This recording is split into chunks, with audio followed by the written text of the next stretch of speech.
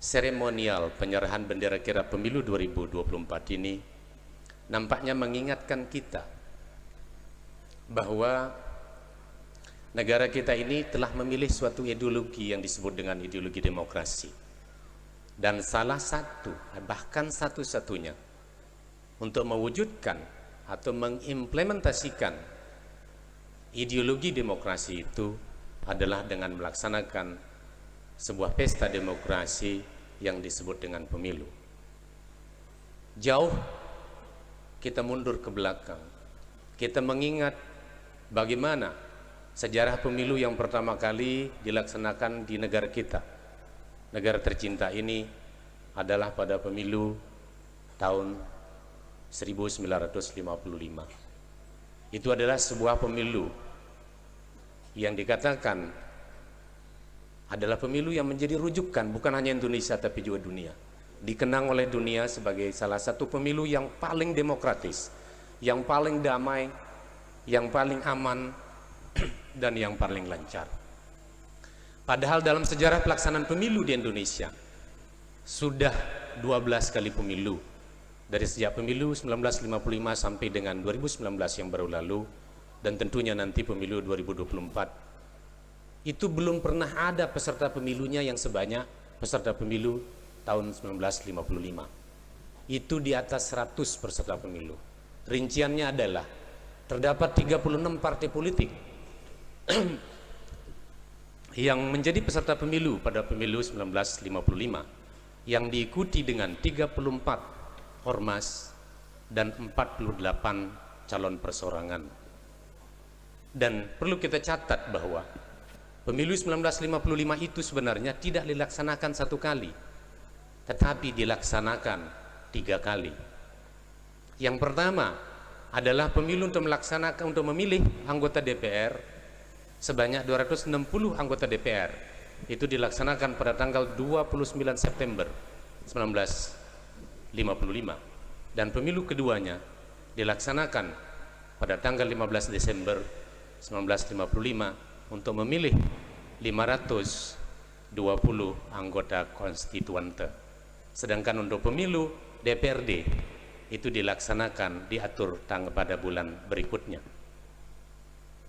Perlu dicatat bahwa pemilu 1955 itu adalah pemilu pertama yang dilaksanakan di bawah demokrasi liberal, dan itu satu-satunya kita telah laksanakan pemilu di bawah demokrasi liberal. Karena pemilu berikutnya, pemilu 1971, demokrasi liberal sudah tidak berlaku lagi di negara tercinta ini. Anggota konstituante yang berjumlah 520 itu diberikan tugas dan wewenang untuk melakukan perubahan terhadap konstitusi negara.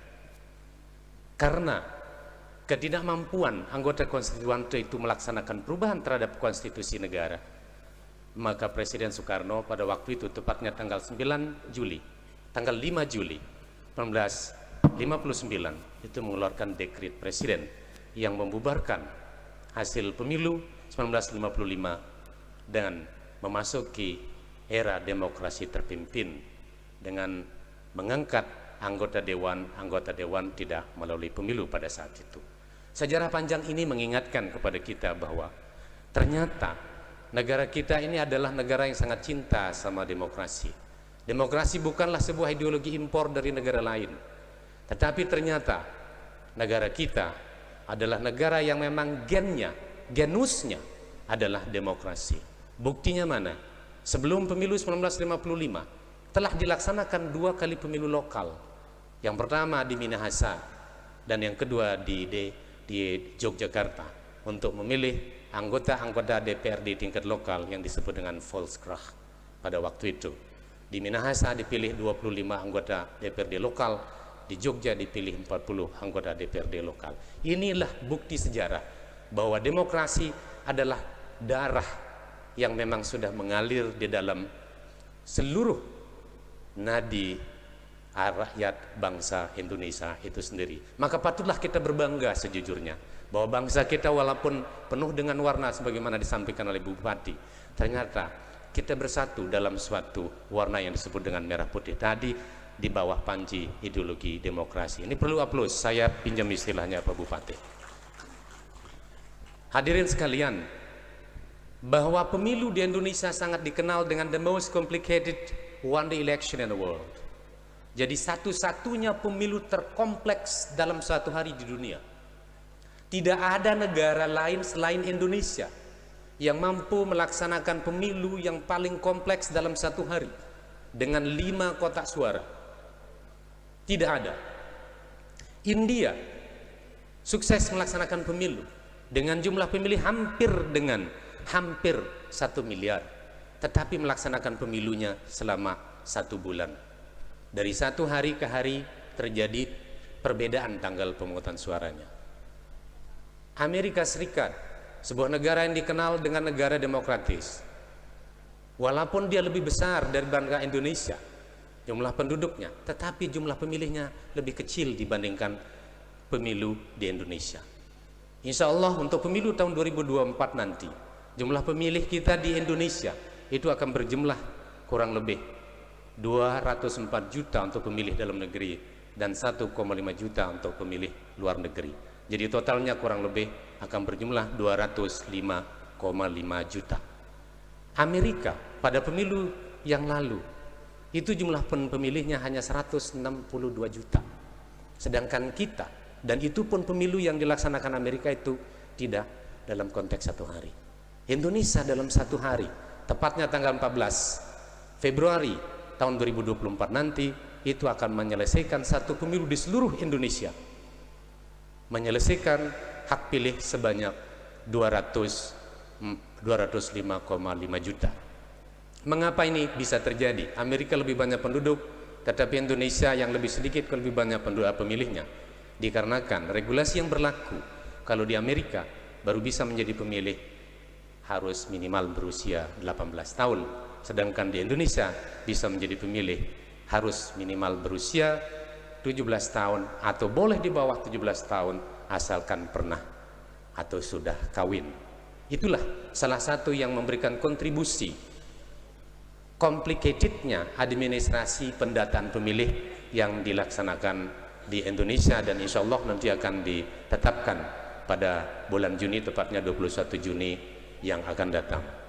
Hadirin sekalian, perlu kita contoh bahwa salah satu tujuan daripada kirap pemilu ini adalah untuk mensosialisasikan semaksimal mungkin partai politik peserta pemilu tahun 2024.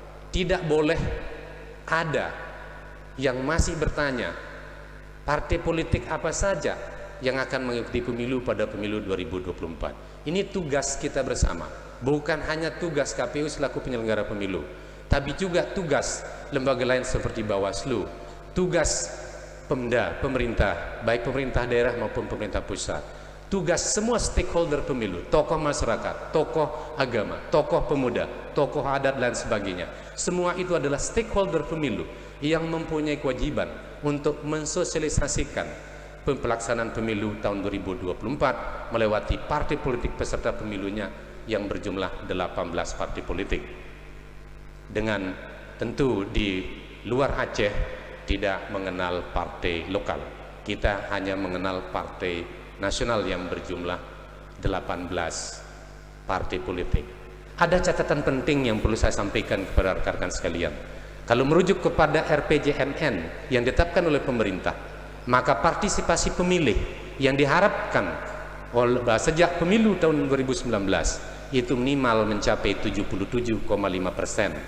Dan alhamdulillah pada pemilu 2019 yang baru lalu, kita Provinsi NTB Nusa Tenggara Barat itu melampaui target RPJMN itu sehingga mencapai kurang lebih 82,2%. Kita patut bersyukur dan berterima kasih kepada segenap stakeholder pemilu yang ada di Provinsi Nusa Tenggara Barat ini.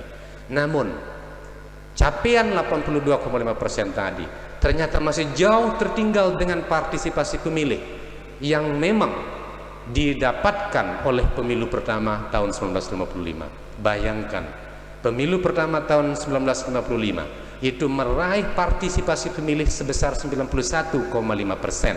Artinya hampir 1 digit kita itu ketinggalan dengan partisipasi oleh pemilu tahun 1955. Itu catatan penting. Oleh karena itu kami berpesan kepada segenap jajaran, terutama penyelenggara pemilu, untuk sungguh-sungguh dan secara maksimal melakukan sosialisasi pemilu, mensosialisasikan segala hal yang terkait dengan pemilu, untuk memastikan bahwa setiap warga negara yang mempunyai hak pilih dapat menggunakan hak pilihnya, sehingga tercapai persentase partisipasi pemilih yang sangat kita harapkan kalau bisa mencapai partisipasi seperti pemilu 1955. Catatan kedua yang perlu kita ambil sebagai pelajaran dari pemilu 1955 adalah, di samping tingkat partisipasi yang tinggi pada waktu itu, persentase jumlah suara sah pada pemilu tahun 1955 itu mencapai 80%. Sedangkan pemilu-pemilu kita pasca itu, saya quote and quote, di luar pemilu Orde Baru, itu tidak pernah atau belum pernah mencapai persentase suara sah mencapai 80%. Padahal pemilu 1955 itu menurut sensus data kependudukan itu hanya 30% yang melek huruf, atau 70% dari pemilih kita tahun 1955 itu adalah buta huruf. Namun jumlah suara sahnya masih belum tersaingi hingga pelaksanaan pemilu-pemilu berikutnya. Ini catatan dan sekaligus tantangan bagi kita semua. Itulah sebabnya kirap bendera pemilu ini dilaksanakan sejak tanggal 14 Februari 2023 yang baru lalu. Artinya bahwa menuju 14 Februari 2024, pemilu ini harus tersosialisasikan, harus sampai kepada semua peserta pemilu, harus sampai kepada semua calon-calon pemilih kita, harus sampai kepada semua pihak, guna menyukseskan pelaksanaan pesta demokrasi yang telah secara komited kita ikuti dari pra kemerdekaan negara Republik Indonesia. Mungkin saya tidak perlu berpanjang lebar karena ini banyak yang mengikuti seleksi Bawaslu besok. Khawatir saya ini dijadikan sebagai materi untuk chat atau tes tertulis yang akan segera dilaksanakan tanggal 22 Juni yang akan datang. Tapi kalau itu dianggap bermanfaat, tentu saya ucapkan banyak terima kasih, dan insya Allah yang saya katakan tadi itu akan keluar juga jadi soal gitu. Baik, di akhir kata sambutan ini, atas nama keluarga besar KPU Republik Indonesia, wabil khusus keluarga besar KPU Provinsi Nusa Tenggara Barat, kepada Ibu Bupati, kepada Bapak Kapolres Bima, dan segenap tamu undangan yang hadir, saya ucapkan terima kasih atas kehadirannya, meluangkan waktu menghadiri acara kami, dan kami mohon dengan setulus hati, mari bantu kami, bantu KPU untuk ikut juga melaksanakan pesta demokrasi yang namanya pemilu ini dengan cara yang sukses. Mau terbuka atau tertutup, Bu Bupati, tidak apa-apa. Kita dahulukan tertutup baru kita buka, kembali tertutup, atau kita dahulukan tertutup, terbuka, tertutup, baru terbuka lagi, nggak apa-apa. Jadi mau terbuka atau tertutup, bagi KPU pemilu pasti tetap jalan. Itu semangatnya. Saya pikir demikian yang dapat kami sampaikan. Mohon maaf mungkin dari kekeliruan atau kekurang nyamanan dari tutur kata kami, namun itulah saya. Jadi atas nama pribadi sekali lagi saya ucapkan mohon maaf yang sebesar-besarnya.